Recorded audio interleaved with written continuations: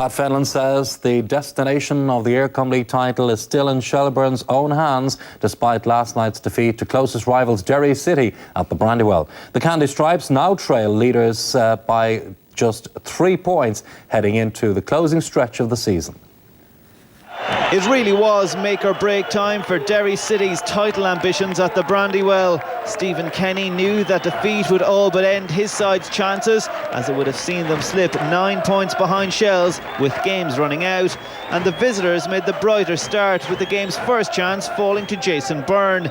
He ran onto Glenn Crow's clever header from Steve Williams' long clearance, but he didn't test David Ford in the host's goal.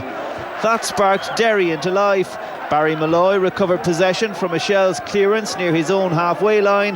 The midfielder easily turned past Glenn Crow and ran into the space that opened up in front of him before firing a shot that had Williams scrambling. That was one of a number of chances Derry had before the break. Mark Farron had his shot blocked, but the ball fell to Kieran Martin, who scuffed a volley, but it still had to be cleared off the line by the covering Greg O'Halloran. Gary Beckett was picking out some lovely passes, and on this occasion he said Gareth McGlynn clear down the right. He supplied the cross, but Martin couldn't find the target. And the final chance of the half fell to Beckett himself. Farron controlled David Ford's clearance beautifully and set up his strike partner, but he volleyed over. Shels came out for the second half in more promising fashion. Joseph Endo's corner came all the way to Stuart Byrne, and his shot whistled just outside the post. Derry had struggled to take their chances in the first half, but Kieran Martin wasn't to be denied 53 minutes in. Sean Hargan supplied the cross, and the midfielder crashed the ball home at the second attempt to send the home support into raptures. To their credit, Shelbourne responded and were helped by some hesitancy on the part of Derry keeper David Ford. First, he had his clearance charged down by Jason Byrne after he dallied over Eddie McCallion's back pass. And then he failed to deal with Ollie Cahill's cross, but was relieved to see Sean Hargan head the ball to safety.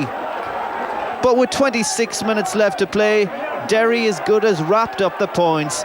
Beckett's vision was superb once more, finding Pat McCourt in acres of space. He cut inside and coolly slotted through the legs of Steve Williams. Again, Shels tried to respond. Glenn Crow got in behind the Derry defence off another goalkeeping clearance, but David Ford pushed his header over via the crossbar.